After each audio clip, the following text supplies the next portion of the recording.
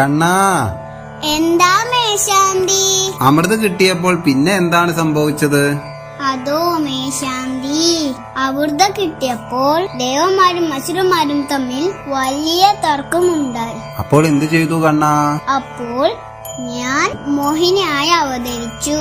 എന്റെ സൗന്ദര്യത്തിൽ അസുരന്മാരും മയങ്ങി വീണു.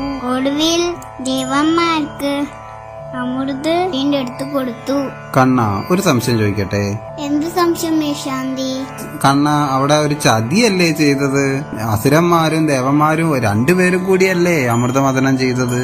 എന്നിട്ട് ദേവന്മാർക്ക് മാത്രം എന്തേ അമൃത് കൊടുത്തത്?